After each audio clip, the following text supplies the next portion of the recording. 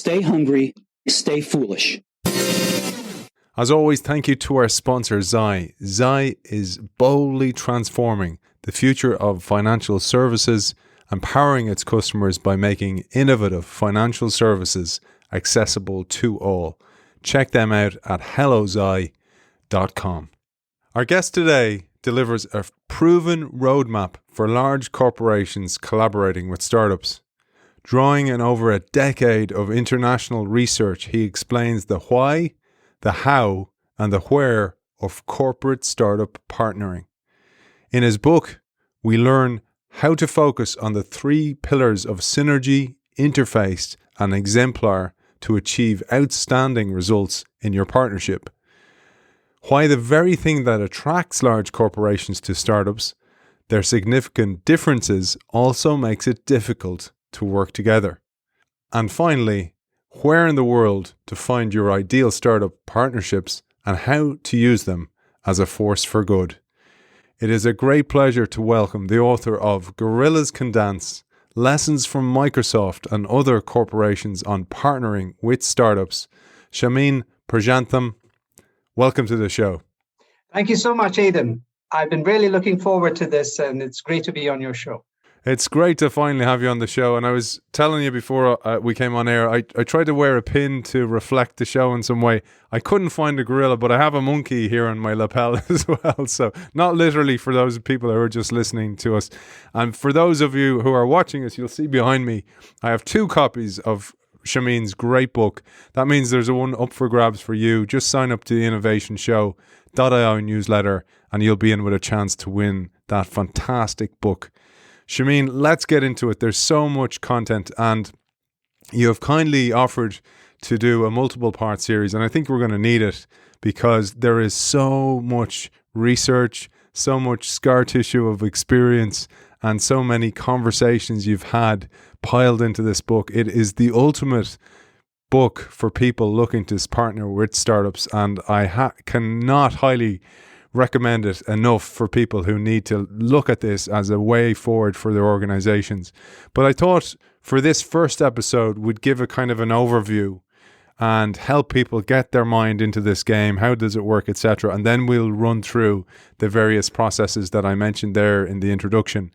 And I thought we'd start with an interesting moment in your life cycle of this book, which was the bravery you plucked up to ask a question to the great C.K. Prahalad, and that was a fateful moment that sparked you onto this quest that's lasted over a decade. Perhaps we'll start there.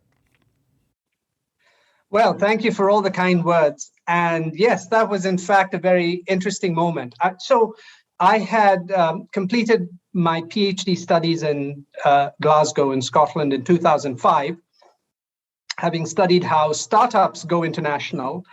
And I was at my first major conference after that, the following year, in the summer of 2006.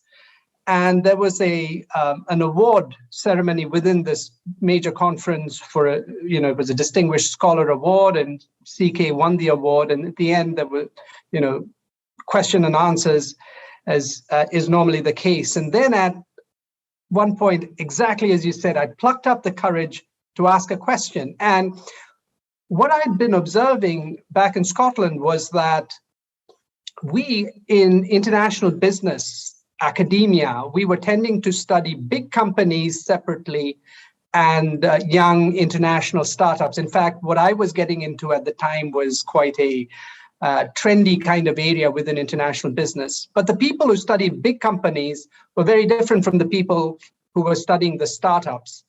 But in the year since I graduated, I began to observe in Scotland how some big multinationals like IBM, which had been around for a few decades, Sun Microsystems, they were really anxious to up their game, to do more in their subsidiaries, more innovation, having originally come in as manufacturing subsidiaries.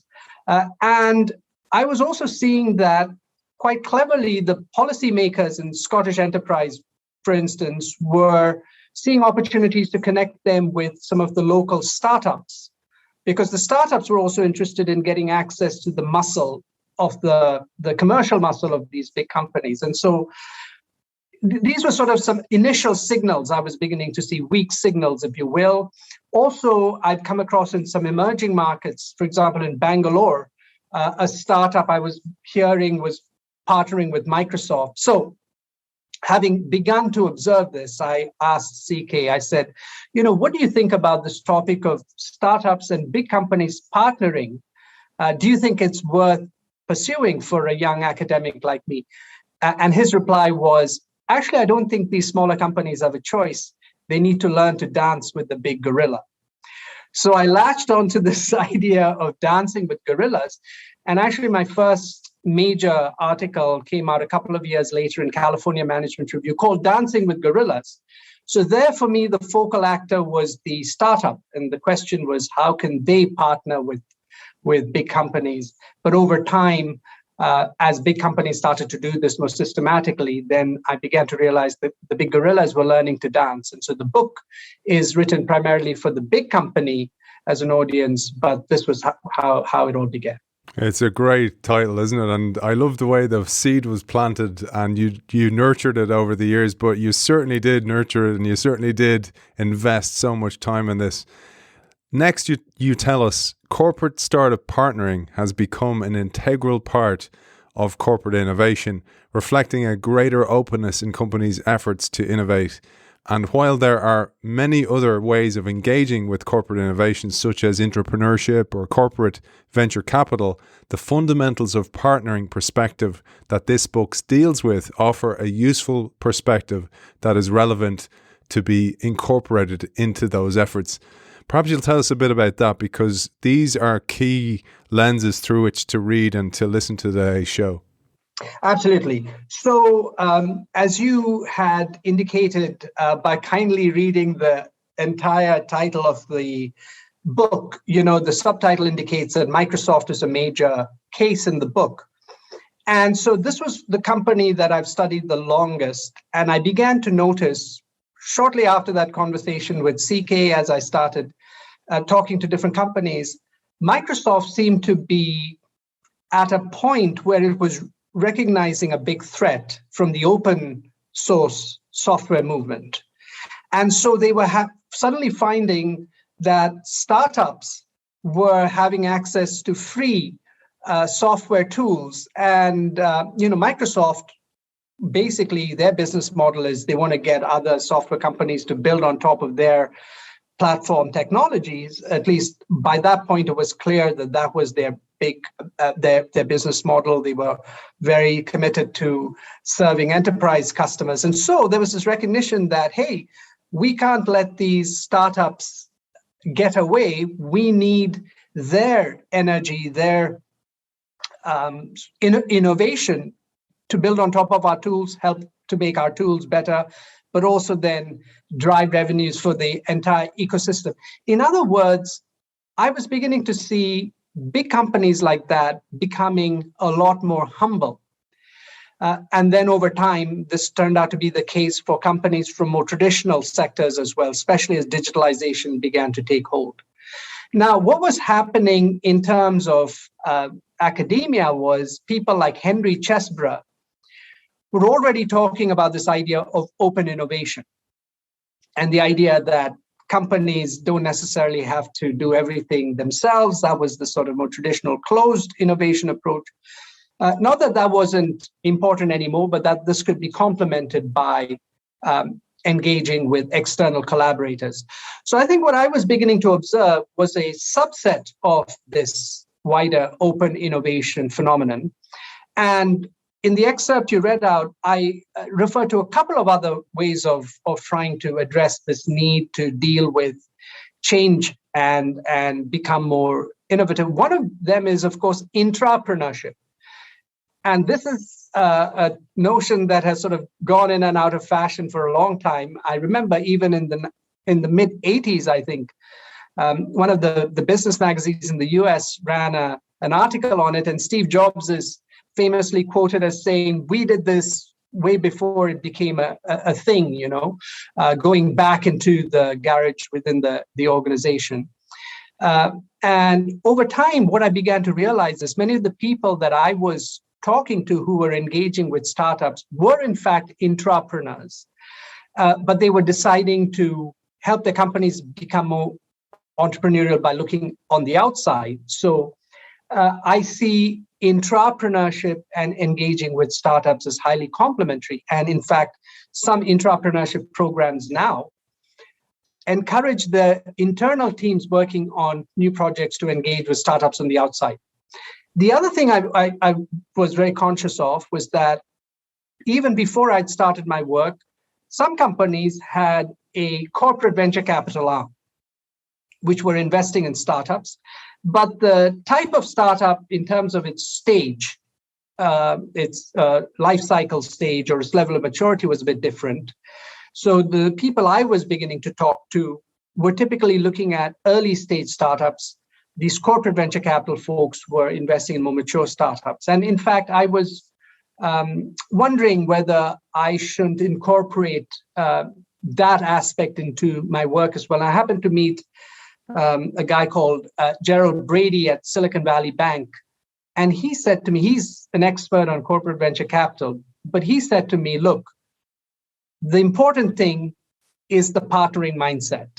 You know, you can't invest in a startup without partnering.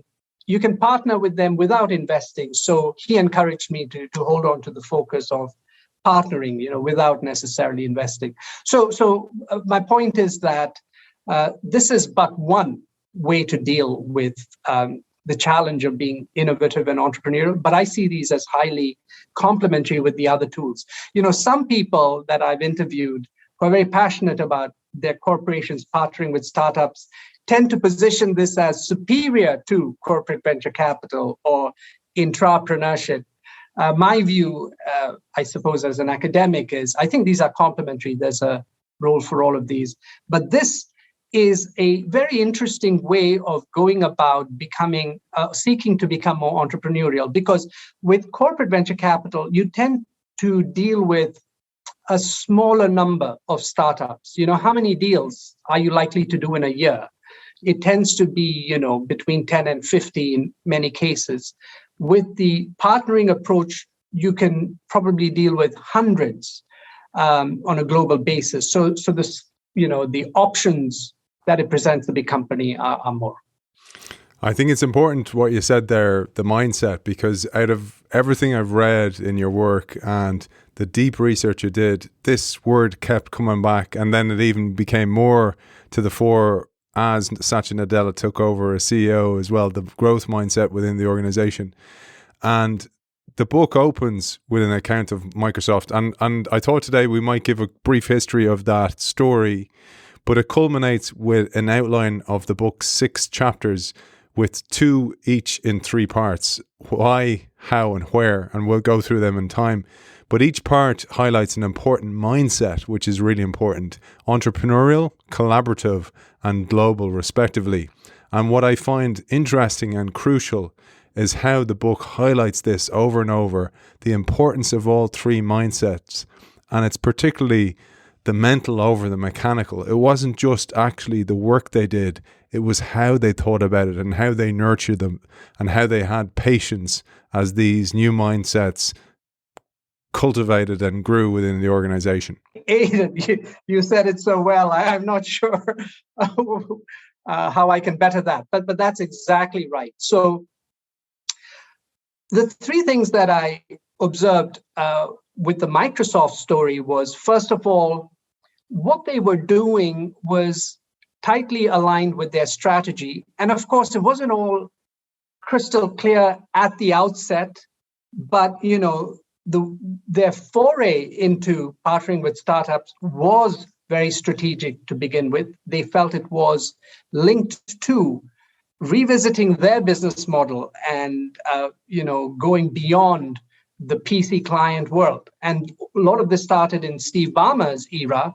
And a big driver of this was Dana Lewin, who was brought in by Steve Ballmer in the early 2000s. So I was very conscious of the strategic aspect of this, how this played out over time, therefore the why.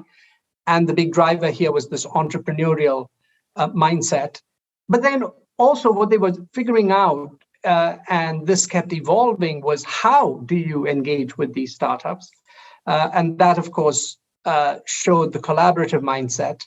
And then what's absolutely fascinating for me as an international business researcher about Microsoft is just the sheer breadth of locations that their activities have spanned. And I am just so lucky that I got to interview people on both sides, Microsoft managers and startup partners in North America, Europe, Asia, Africa. And, to see the global mindset at play has been absolutely great. And so that was very key in shaping my thinking. And I think it's a good way in which people in companies who want to think about engaging with startups, sort of the big picture, it's useful to think about the why, how, and the where.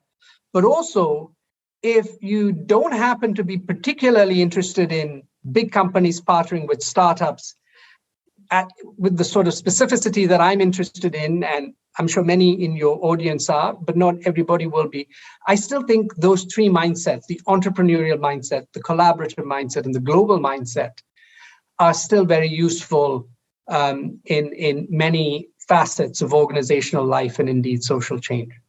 And I might add, for startups who listen to the show as well, very interesting to see why would they engage with these big corporate entities. And this brings to mind a great concept that you mentioned within the book, because you say an important insight that you got as you studied many companies is what you call the paradox of asymmetry. I love that. That is, corporates and startups seem to be attracted to each other because they were hugely different and had things that the other wanted. Perhaps you take us through this, because this is key, and it may look like the match made in heaven, but it certainly isn't very easy to pull off. Aidan, you've done a really fantastic job in reading the book, and you've absolutely grasped the essence of it. So when we start with the why, and there's an entrepreneurial mindset, there's a recognition that the company needs to be more entrepreneurial, a humility that says we may not have all the answers, and we look to the outside. You see this potential complementarity. So the big company has scale and resources and legitimacy. The startup has the creativity, the agility, the novelty of ideas, and so on. And that's the part where it seems like a marriage made in heaven. But then when these companies actually start engaging with each other, a lot of frustration can set in. And the startup, I think, particularly feels this, because in some senses, they're the less powerful entity. And that's when it hit me that actually the frustration was emanating for the very reasons that made it attractive to talk to each other in the first place, their very differences. And just as an aside, a friend who read the book later sent me an email and said, "Oh, this reminds me of marriage too," And so I think there's something just very human about that experience. And I think the companies that have then gone on to take partnering with startups seriously are the ones that have consciously or unconsciously unpacked what these asymmetries are and then found ways to address them. So I think it's a surmountable problem, and that's what the how is really about. But I think the why and the prospect of complementarity needs to take into account the challenge. And for me, that's key to understanding how to make this work. Because actually, when I've been presenting my work over time, and this has actually been quite good, you've been very kind to point out that this has been a journey over a period of time. And it is true. I sort of stuck to this. And I got lucky, because when I started the work, there weren't so many examples of it. And then I feel it's become a thing. But what I've heard the most when I presented this to various audiences is, experiences of difficulty.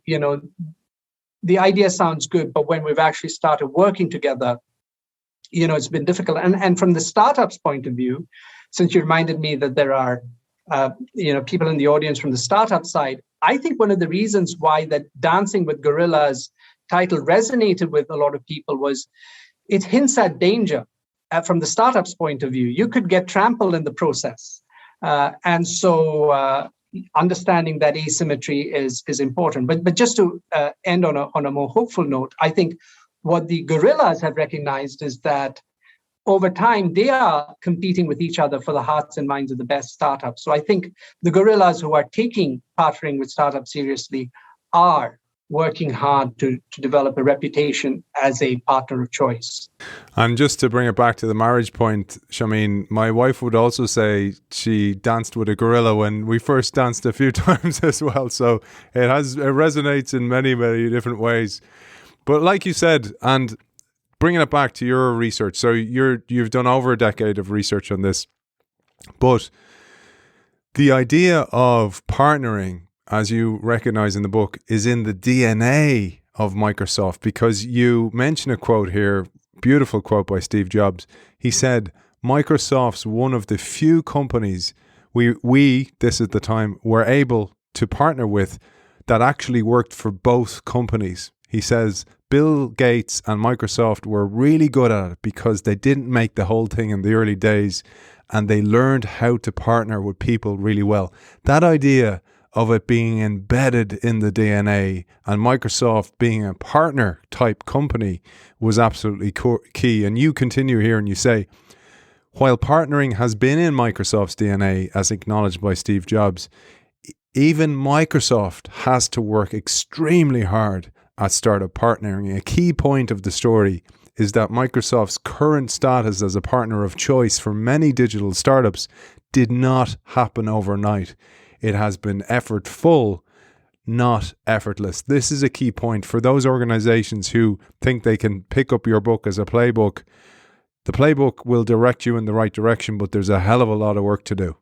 Absolutely. And incidentally, just as an aside, where that quote from Steve Jobs comes from is this fascinating joint interview. It's probably the last time Gates and Jobs did something like that in public. This was from back in 2007, I think, at the D conference. And this is a website, a video people can find on websites like YouTube. And so there's this very interesting interview with the two of them. And in the end, questions are invited from the audience. And one seasoned journalist gets up and asks, what would each of you say you could learn from the other? And Bill Gates says, I would love to have Steve Jobs' taste. And everybody laughs because, of course, Jobs had criticized Bill Gates' taste. And then Jobs says, because Bill Gates and Microsoft didn't build the whole banana, as he put it, they learned to partner with companies. That being said, I think a lot of companies develop the competence to partner with other companies like them. And when they start getting to the realm of dealing with startups, then the asymmetries sort of came into play. I would say the IT companies like Microsoft sort of over time recognized this, worked hard at this, and I think they were fortunate to have good people at play. I think pharmaceutical companies in some ways have been very sophisticated because they figured out a while ago that biotech startups were good talking to. I found automotive companies, by contrast, sort of more recent converts to the idea, because I think they've been very used to dealing with SME, small and medium-sized enterprise suppliers that they dealt with in a very sort of controlling fashion. So I think different industries have come at this at different paces in terms of being comfortable with asymmetric partners. And in the case of Microsoft, I just think some of the people who have driven the effort have been key. So I mentioned Daniel Lewin, who has a Steve Jobs connection. So as a young man, Daniel Lewin was in the Macintosh team. Lewin was the only non-techie that Jobs took with him when he left Apple to set up Next. And then eventually Lewin became an entrepreneur in Silicon Valley. And so he was a Silicon Valley insider who started the process of helping Microsoft engage with startups, and a lot of this was driven out of Silicon Valley. Then another key person was Zach Weisfeld, who was at Microsoft Israel, and I think he was sort of taking a lead from what Lewin was doing and inspired to do bottom-up initiatives in Israel, creating a corporate accelerator, which then got replicated in other locations like Beijing and Bangalore, and so on. And he was given global leadership of this. And then in the different geographic units like China and India, I came across people like in China, there's a chap called James Chow now. In India, it was in fact the CFO, Amaresh Ramaswamy, who sort of got excited about this and started driving.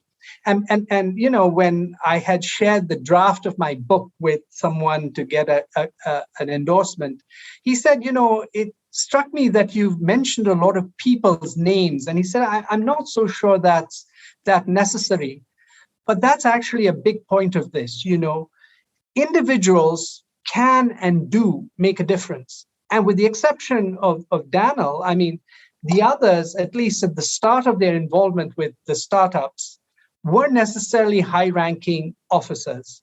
But by taking the initiative and then getting support from the higher-ups, they were able to put in that effort to engage with startups. And I think it's fair to say it's been a learning process.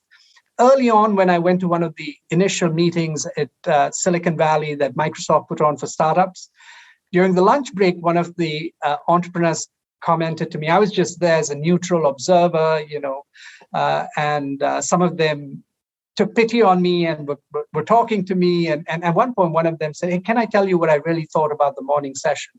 And I said, what? And he said, it was like watching your dad dance. So again, the dancing. Back to my dancing skills, Shameen. Yes. But my point is a simple one, and that is that, not every company gets it right in the first instance. And it definitely takes persistence and perseverance. So you're absolutely right, because my concern now is that it's almost become a fad. Every major company seems to have something that they say they're doing with startups. But, paying lip service isn't going to get a company very far. It really needs to have people within the organization who are committed to this, both at the high levels, but also middle managers who will make this happen. And by the way, I'm glad you left in the names. I think that leaving in the names and describing these people not only inspires us as readers to see that this is possible, but it's because it's almost like business history in some ways, where you're actually charting each move, almost like a move on a chessboard. But that's why I wanted to mention the mindset. The mindset was key. It wasn't just about playing the right moves. It was about how you played it and how you thought about it. But I wanted to bring it to, you mentioned Daniel Lewin there and you mentioned Weisfeld. I wanted to try and map them to the structure that you present the book in, because I found this really helpful, because in presenting Microsoft's account of their startup journey, you describe these three broad phases, and perhaps we'll take our audience through today. If we get through that, it'd be fantastic. The first was the launch of BizSpark. I remember BizSpark, and I remember not really knowing what it was. I thought it was just another event, actually. And when you read about it and you read how it was a purposeful move to bring Microsoft startups, future customers as such, onto their structures and the .NET platform, it makes absolutely perfect sense. And you say Microsoft's large-scale programmatic initiative, which was BizSpark, was to engage young startups. And that was also the year Bill Gates exited day-to-day operations at Microsoft and left Steve Ballmer in charge. Let's start there, of course. And this is also a key player, as you mentioned, as Daniel Lewin.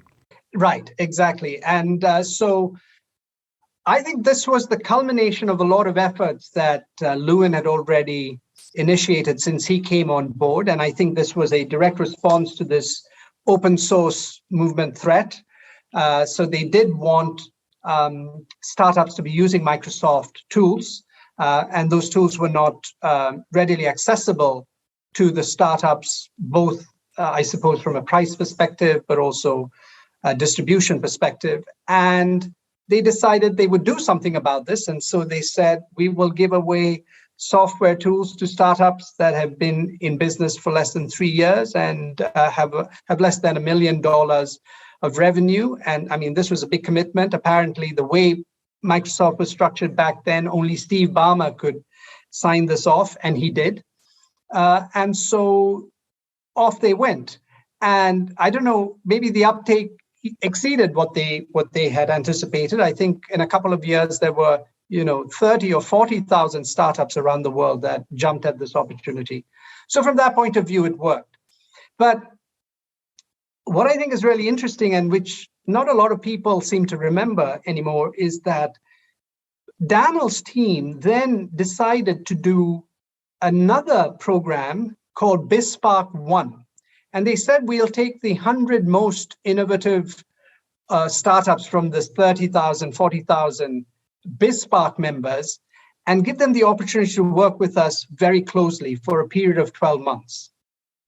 And we will help them with technology enablement, and we will help them to go to market.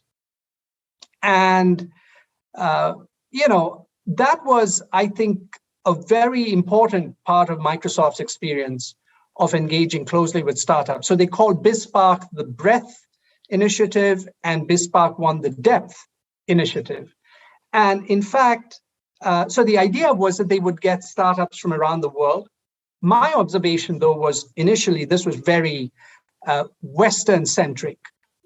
When I went to the events for BizSpark 1, you found people from around the world, but they were running startups in Silicon Valley or the US more generally, and in a few cases, Western Europe.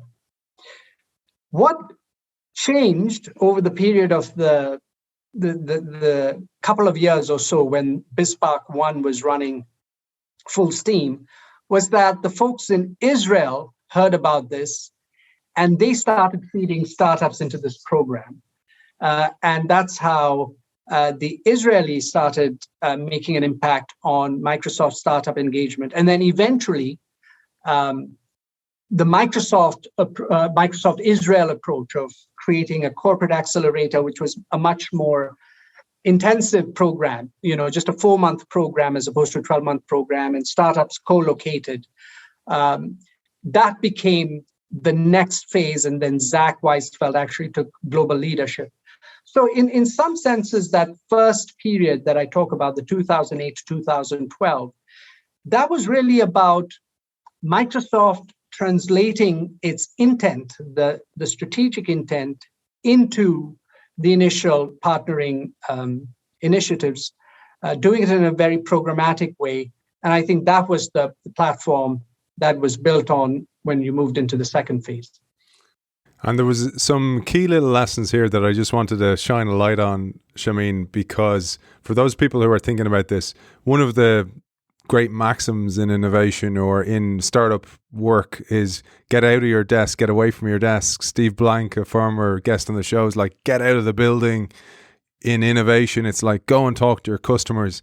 And this didn't escape the team of BizSpark. They got out and they talked to Techstars, for example, this accelerator that exists in Boulder, Colorado. Those conversations were key as well. Perhaps you'll take us through that. Absolutely right. And in fact, Techstars eventually went on to, I think, play a big role on its own as a sort of a third-party specialist helping many companies to set up corporate accelerators. But yes, so Daniel knew one of the Techstars co-founders. They were talking to each other. I think they got a lot of useful insight from the Techstars perspective as well. And so it's very fitting that the foreword for my book is written by one of the Techstars co-founders as well, David Cohen. So Daniel brought a perspective, being a Silicon Valley insider, and then his wider network, I think you're absolutely right, provided this extra insight into what startups were looking for. And I think this actually is very important, because if companies want to do well by partnering with startups, they really need to understand where the startup is coming from, and the people who are involved in the interface become very important, because we talk about corporates and startups partnering, but in fact it is managers of the big company engaging with entrepreneurs in the startup. And I think the engagement with Techstars, some of the people who were involved from the Microsoft side, made it possible for people at the interface from the Microsoft side to have a lot of empathy for the startups, because they either were entrepreneurs themselves or work closely with entrepreneurs. I also think, incidentally, that when there are startup entrepreneurs where the entrepreneur or someone in the top management team has worked for a big corporation, that too makes a difference. So having entrepreneurial managers and managerial entrepreneurs, I think that helps to lubricate the process. I love that. And it matches so well to corporate innovation because, say, for example, you have some colleagues who are responsible for innovation or transformation. By the way, everybody should be in an organization, but you know how it goes in organizations. I often think about how they need to be bilingual. They need to speak the language of the future and the language of the legacy organization. And in a similar way, that's what came to mind with Lewin and the team, is they need to be able to speak startup-ese and corporate-ese as well, be able to communicate to the organization the benefits up here and to the startup as well. Maybe you have some thoughts on that.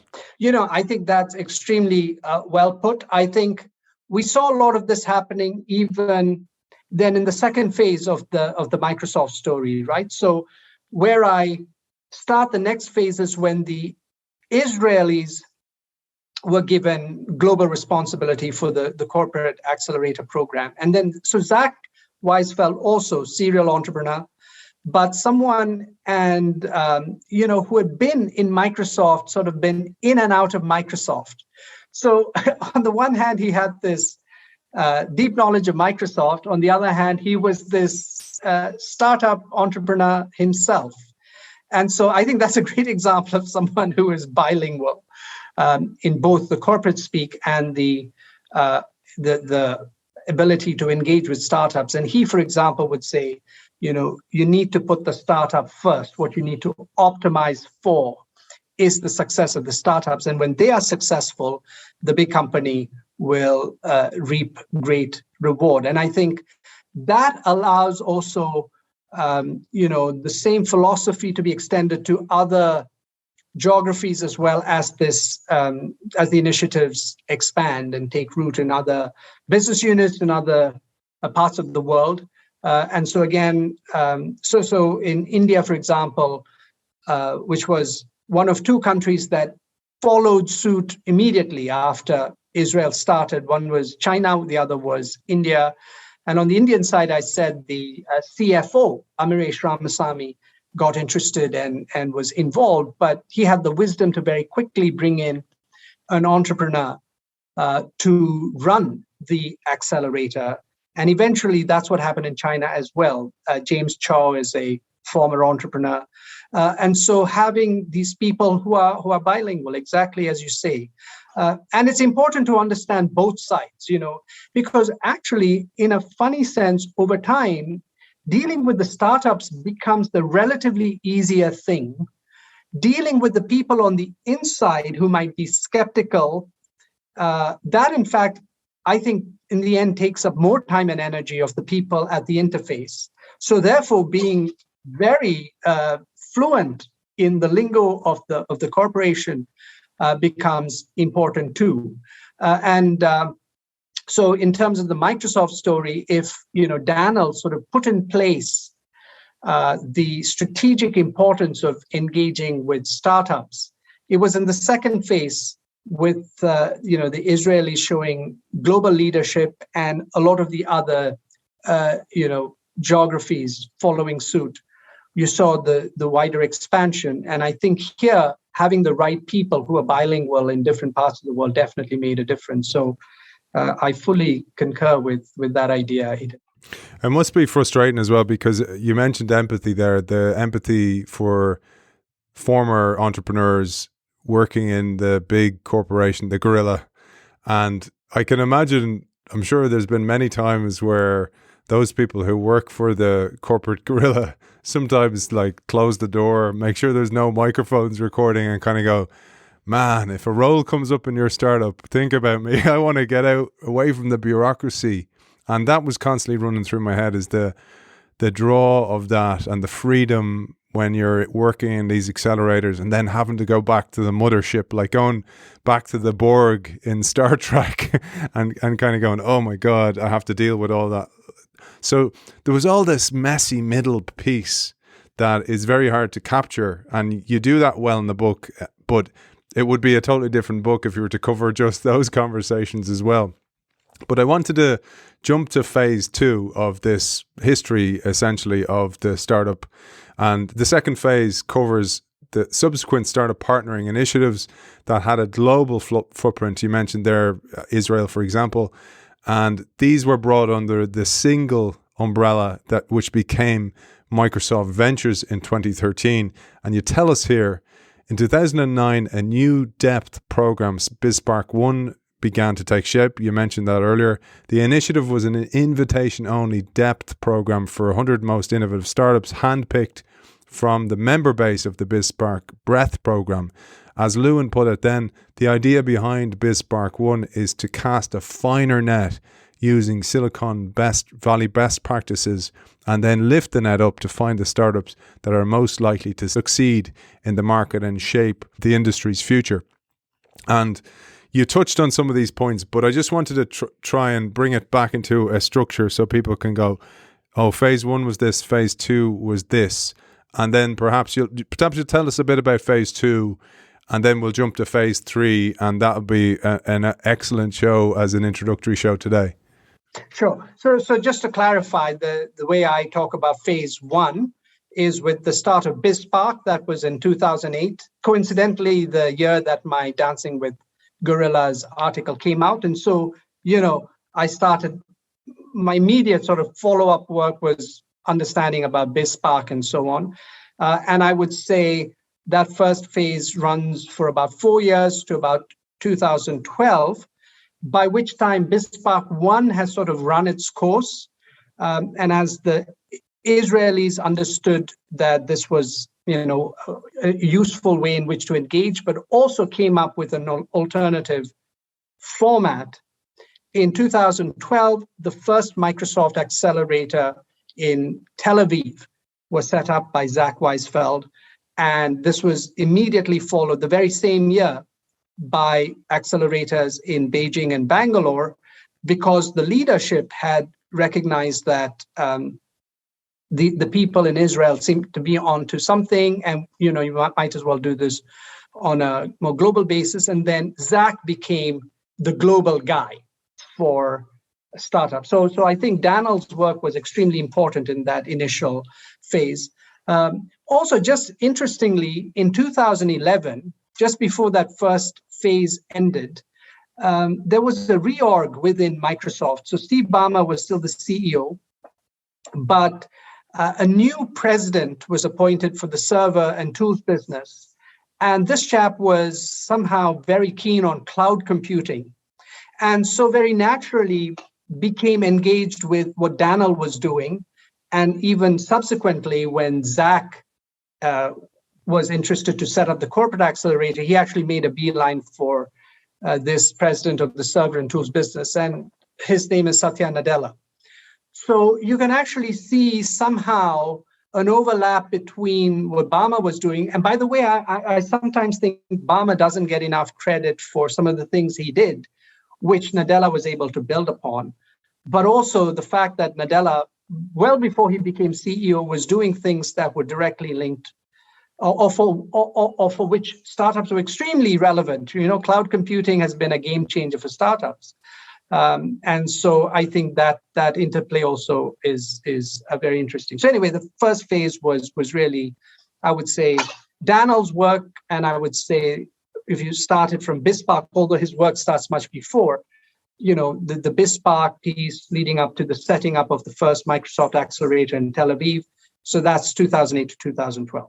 I wanted to just echo what you said about Ballmer, because I too as well have given him a bad rap, saying that he's he was more valuable to the company as he left, and he made more money himself when he left the company. That is true. But I when I read the book, and you mentioned about him giving speeches in China, for example, where you are, by the way, for our audience, Shameen is joining us from Shanghai. There's been a surge in COVID as well over there, Shameen. Sorry, just to take a little sidestep. Maybe you'll share that with our audience. Yes, that is true. That is true. So it is both of what you say are true. I am based in China, and right now, Shanghai certainly is having a bit of a COVID upsurge. So yes. So let's say 2011, 2012, I would say was sort of a transition point, and so cloud computing becomes big. Zach is now running the show, and so the second phase, and speaking of China, so now China is also in the mix, because right after the very shortly after the opening of the Tel Aviv accelerator, they start one in Beijing and they start one in Bangalore, sort of under the oversight of the team in Israel. So Zach is the global leader. Eventually, they will open up other accelerators in the West. But if you think back to what I'd said about BizSpark 1 and how it seemed to be a bit Western-centric. There were a lot of North American and European startups, and then the Israeli startups came along. This was different. So it started in Israel, but they turned east. And so it was the emerging markets like China and India where they were actually pioneering these accelerators. And it's remarkable how well these accelerators have done in both these countries over a decade. And today you have a lot of very successful startups that are alumni of these accelerators and or have co-founders from Microsoft. In fact, a lot of the leading AI players in China have former Microsoft people. And in some cases, they also had an involvement with the accelerator. So for me, the second phase was really one of expansion and a much broader global vision in the sense that now the emerging markets came into play. And I think it's sort of, the timing also worked out in terms of riding the mobile internet wave and, of course, the cloud computing wave. And between these two, Microsoft, I think, did better with the cloud, which was what Satya was driving, and less so with the mobile game, which is why Steve Ballmer gets the rap that he does. And, of course, that simply did not work out for Microsoft. But some of those initial startups in these accelerators actually were trying to do things on Windows Phone. So that was the second phase. And I think was very important from Microsoft's learning perspective in terms of being exposed to these other geographies. And so, for example, a place like China, where I'm based, which Microsoft took very seriously has taken seriously for a very long period of time, and unlike Google or Facebook, still sort of managed to continue to be a big player in. I think they recognize the importance of the other ecosystem giants in this part of the world that are unique to here and you don't find elsewhere, like Alibaba, Tencent, and Baidu. And I think they found a way to engage with startups such that the startups would be comfortable to work with Microsoft and also seek to engage with some of these other ecosystem giants. I was telling you that a friend of the show and former sponsor of the show is Microsoft for Startups, and Andrew McAdam, great guy. He's been in Microsoft for quite some time. But sometimes I'd have a meeting with him in Microsoft HQ, and I used to bring a Windows phone. And I had an iPhone. I'm revealing my hand here, but I used to bring the Windows Phone, and it wasn't even charged or anything, but because they'd always look down at the tech you had, and I was interested, and the reason I said that was because you noticed the exact opposite in the accelerators at this stage. they weren't so technology. They were more technology agnostic at that stage. There were people using Macs. There was people using even different tech stacks like AWS, for example. I thought that was an interesting fact. That is correct. And I think this was one of the things that the accelerators initially were your success as a startup, and our interest is to support the best startups. Now, that being said, then they'd say, well, we're also giving you $125,000 worth of Azure cloud credits or something like that. But, it's not a precondition to join us. Over time, I think that changed. And when we get to the third phase, I will speak to that. But in the second phase, which was really about the global expansion and particularly the turn towards emerging markets in a big way, I think this was an important message to convey. And as you rightly say, in fact, the big surprise I got when I went into the Beijing accelerator for the first time was, there were Mac machines on the desks, and the guy who was running the Beijing accelerator said to me, "This is the only part of the Microsoft empire where you will see this." And this was still when Obama was in charge.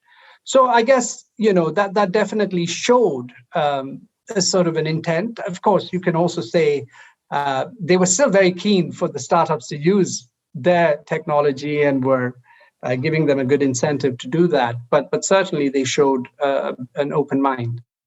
And that open mind then got echoed further when in 2013, Nadella became CEO of Microsoft. We saw, for example, Microsoft tools like the 365 being available on iPads, for example, as well. So I think that's an important point because many organizations get bogged down in kind of proprietary level technology versus open source. And it seemed that Microsoft embraced that open source mentality and kind of embracing more tools and go, let's build a relationship first and then see what happens further down the line, etc. But before we go to that phase 3, I felt it really was important that Microsoft had planted seeds in emerging markets. They, as you mentioned earlier on, they had an understanding and they had some people in those emerging markets. That really paid off later. And also there was the Microsoft for Africa program as well, which was really important. That's exactly right. So I think Microsoft have been a truly global company. And I think they have also been aware of the future importance of Africa for a while. And so when I visited Microsoft in Johannesburg as part of the research, I could see, pictures of Bill Gates having come and opened, certain facilities there and so on. And you could clearly see that they had their eye on the future. And I think with Africa, for them, they saw a big opportunity, but it would require capacity building first. And a big part of this would be enabling digital skills. And so I think at different levels, helping youth develop skills, helping small and medium-sized enterprises develop their digital capability and so on. I think there was a lot of effort. But every time I spoke to someone at Microsoft for Africa, they would say, and by the way, this is not CSR. This is not corporate social responsibility. This is not charity. What we're doing here is actually very hard-nosed business dealings because we see the big potential of this market. So I think from that point of view, you can say that Microsoft has both been very conscious of the markets that it was already very strong in, that were big and important for them, but also trying to build a position in markets that they knew would become very important. So I mentioned there, I said 2013, it was 2014, Nadella becomes CEO. The mindset changes again in the organization. You mentioned also here that Weisfeld found that Nadella's vision for Microsoft resonated with his efforts in startup engagement. He remarked to you once, I love this, Microsoft accelerators were growth mindset in action, referring to Nadella's fondness for Professor Carol Dweck's concept regarding the human capacity to believe that change and improvement in one's capabilities is possible. and hence to strive for it. And he also observed 10 years ago, this was 2016, 10 years ago, Microsoft was not seen as relevant or in the loop with the entrepreneurial community. And he added that he and his team found it immensely satisfying that Microsoft had come such a long way in being supportive of startups. And the reason I wanted to emphasize that point is it's the same for many innovation initiatives. They take a long time to show fruit on the vine. They don't in the early days, and they often get killed and quashed at very early stages. This was given not only time and patience and effort, but it was given executive effort as well from Ballmer and Nadella. Absolutely. And so I think what the Microsoft story illustrates very well is the importance of both top-down and bottom-up support initiatives, support, and so on. I think being purely bottom-up, while important, and that's why I mention a lot of middle managers in the book to show that you don't have to be helpless in the face of, a hierarchy, as Robert Quinn puts it. This helplessness in the face of hierarchy doesn't necessarily have to be a barrier. There are people who have shown that it's possible. And I think Zach Weisfeld, initially, when he started his work in Microsoft Israel, he wasn't a senior global leader. That came afterwards. But of course, he had air cover from the likes of Dana Lewin, and then people like Satya Nadella, as well as a senior leader, even as a president of a business, and then, of course, eventually becoming CEO. So I think both are important, and I think just one on its own doesn't yield the magic in terms of making this sustainable over time. Yeah, and all supported by that mindset, as you mentioned many times throughout the book. Let's jump to 2018 then, because a new avatar for the engagement of startup community comes along, which was our former sponsor, Microsoft for Startups. Maybe you'll take us through that, and then also we'll latch on the fact that Microsoft brought it a step further and started the co-sell program, in a really important initiative. Exactly. So 2014, Satya becomes CEO, and I think that period from 2014 to 2018 really saw the maturing of the startup partnering program. And I think what Microsoft was figuring out was who can we add the most value to? Which startups can we add the most value to? And I think they came to the view that, first of all, it had to be enterprise-oriented startups.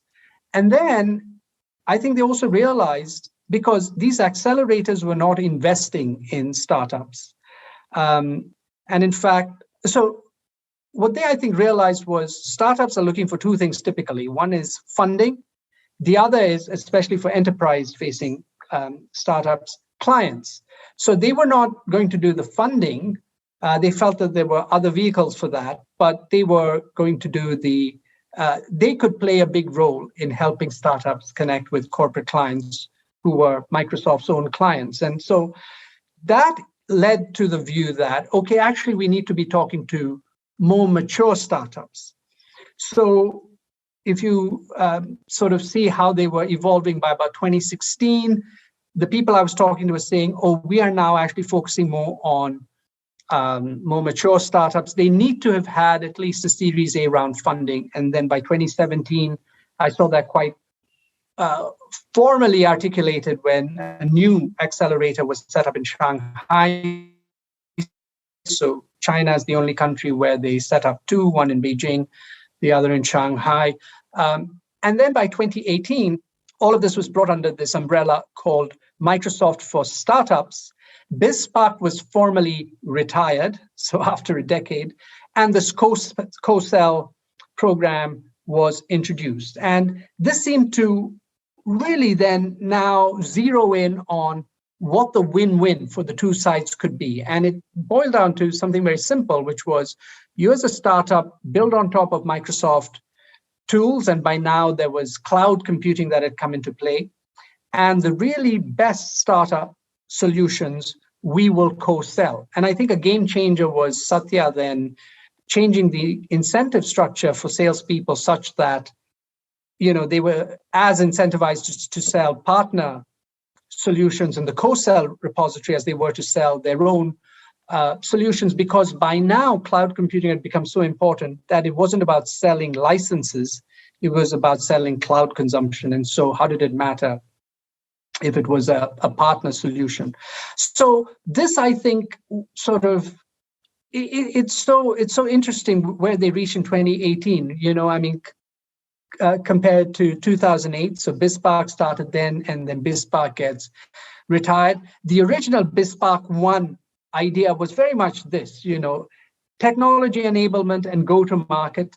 And so after, of course, a lot of this happening in the corporate accelerators, but also having that initial phase of, where technology agnostic, it's fine, and so on. And of course, Microsoft may still say that, but I actually began to see a much more strategic focus in reality. And so, if you really want to take advantage of the co-sell program, which is surely very attractive to startups, then you need to be highly aligned with the gorilla.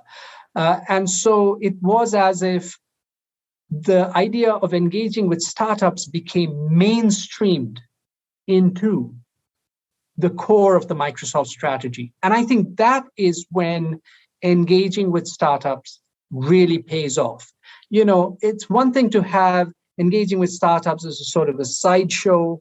It can get people excited. It can get useful media attention. But that's the sort of thing, if it only stays at that, that's the sort of thing that then people deride as innovation theater. I think a very, very important part of the Microsoft story is it actually, from the beginning, was viewed from a very strategic lens. And it dovetailed very nicely with the strategy around cloud computing and a lot of the things that Satya was pushing for. Eventually, then they added a corporate venture capital arm and so on and so forth. And it's become even bigger and more sophisticated. But I think the essence of making sure that it's aligned with the core of the business over time is something that I think any company can usefully take away a lesson from. A really useful metaphor came to mind for me, which was, if you think about a team, a professional team, for example, doing really well, one of the questions you got to ask is, what did we do a decade ago? What did we do with the academy? What did we change something in the culture? What, etc. And I kind of saw it that way, that one was that they invested a long time ago, and that paid dividends a decade later, and that in itself has many lessons. But I also thought about Max Planck, the famous physicist who said of science that it advances one funeral at a time. So the old mindset also has to die out. The way we used to do things needs to die out, and that probably meant some people were moved on and had their futures freed up, for example, within the organization. So you have to pick the right team as well, the right type of mindset of people. But it also then reminded me of how valuable this was as a strategy, because you see this with major players. They become so big that they don't spot emerging opportunities in the marketplace. So in the 1950s, we see GM and Ford. In comes Toyota. They ignore it. They don't see it as a competitor. But Toyota is appealing to a different customer. And if you think of your organization as big as Microsoft, the salespeople are naturally going to go for the whale, the big customer, because that's the big payday. They're going to ignore all these small organizations, these startups, who are the future customers. And that reminded me in turn of Freshers Week in college, where all the banks are trying to get you to join because they know there's a switching cost switching to a different bank. And that's what happens here. Build on our stack. We'll give you loads of free stuff. We'll make you feel good. We'll actually train you genuinely and authentically. But there is a payback down the line, and it seems to have paid off big time for Microsoft. I think that's very, very well put. Funnily enough, I still bank with the bank that I signed up with during Freshers Week in Glasgow. Same here.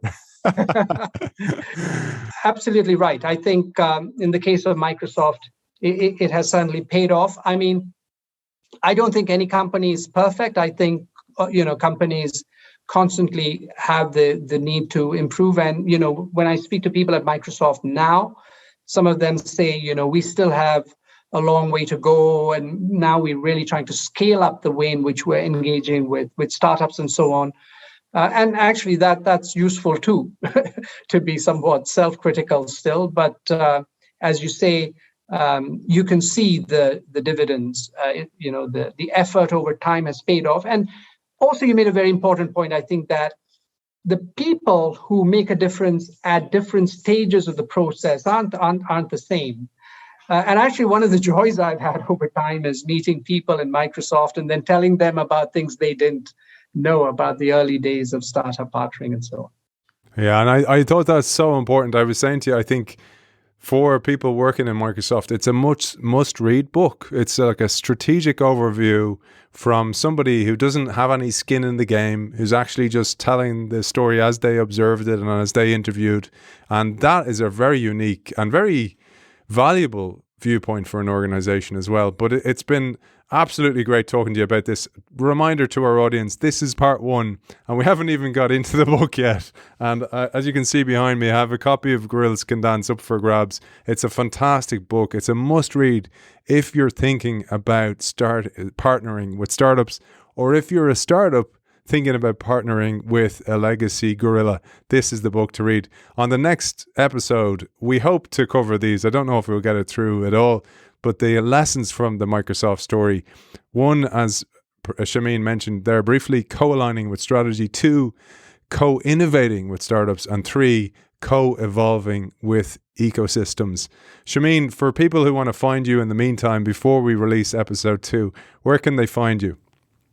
Well, www.gorillascandance.com has a lot of information about the book, and I can be reached through that. But also, I'm on LinkedIn, so I'd be delighted to connect with members of the audience. And if I can just very quickly sneak in the final part of the story where I end right before the pandemic is when Microsoft introduces this program for global social entrepreneurs.